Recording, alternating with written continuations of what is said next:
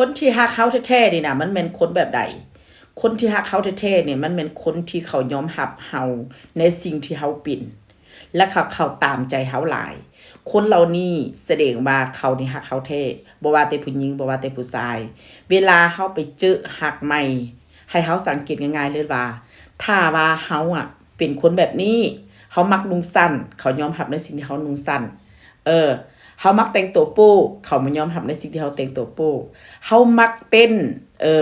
เฮามักเด้าเฮามักไปเทคไปบาร์เขายอมรับได้หรือเฮามักขายเครื่องออนไลน์เขายอมรับได้แสดงว่าเขาเป็นคนที่ฮักเฮาแท้แต่ส่วนหลายแล้วคนมักจะเข้าใจผิดว่าคนที่หึงเฮาคือคนที่ฮักเฮาแท้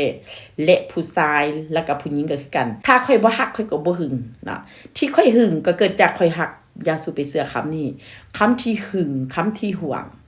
มันบ่ได้เกิดจากว่าฮักแต่มันเกิดจากว่าเป็นคนที่เห็นแก่ตัวนะอยากให้คนอื่นเฮ็ดตามใจตัวเองทุกอย่างแต่ตัวเองบ่เคยที่จะเฮ็ดตามใจคนอื่นเลยและที่สำคัญบางครั้งตัวเองยังเฮ็ดให้ตัวเองบ่ได้แต่หวังให้คนอื่นนี่นะมาเฮ็ดให้ตัวเองฉะนั้นคนที่หึงที่หวงเขาบ่ได้เป็นคนที่ฮักแท้แต่เขาเป็นคนที่เห็นแก่ตัวเห็นแก่ความหักของตัวเองอยากให้ผู้นี้ผู้นั้นมาหักตัวเองอยากซี่มือให้ผู้นี้ผู้นั้นว่าเจ้าต้องเฮ็ดอันนี้เจ้าต้องเฮ็ดอันนั้นเจ้าต้องบ่ต้องเฮ็ดอันนี้เจ้าบ่ต้องเฮ็ดอันนั้นข่อยบ่มักเนาะถ้าเจ้าฮักข่อยจะต้องอยู่ดีๆเจ้าบ่ต้องไปกับอีนี่เจ้าบ่ต้องไปกับบักอันนั้นข่อยบ่มักคนเหล่านี้เขาบ่ได้เป็นคนที่ฮักแท้ถ้าเฮาหลงเชื่อคนประเภทนี้นะเฮาจะได้ความฮักที่จอมปลอมโดนๆไปมันจะบ่เห็นค่าเฮาเพราะหยังเพราะว่ามันเห็นว่าเฮาฟังความมันก็เลยตัวเฮาเรื่อยๆเฮาก็จะกลายเป็นของตายมันฉะนั้นวิธีสังเกตคนฮักแท้และอยากฮู้ว่าเขาฮักเขาแท้ๆนี่ได้ให้สังเกตจากจุดนี้คนที่เขาฮักเขาแท้เขาจะส่งเสริมเฮา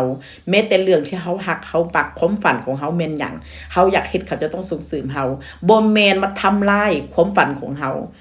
บ่แม่นมาเป็นพ่อเป็นแม่เฮาซี่นี่ซี่หั่นให้เฮาว่าเจ้าบ่ต้องเฮ็ดอันนี้เจ้าบ่ต้องเฮ็ดอันนั้นแม้กระทั่งพ่อแม่เฮาเขายังบ่ซี่ให้เฮาเลยแต่เขาแม่นไผเขาเป็นแค่คนทางนอกที่มาฮู้จักกันแล้วฮักกันเฉยๆแต่บอกให้เฮาบ่ต้องเฮ็ดอันนี้บ่ต้องเฮ็ดอันนั้นฉะนั้นอย่าเข้าใจผิดว่าคนที่หึงคือคนที่ฮักคนที่ฮักเฮาคือคนที่เขายอมรับในสิ่งที่เฮาเป็นเกือบว่าทุกๆอย่าง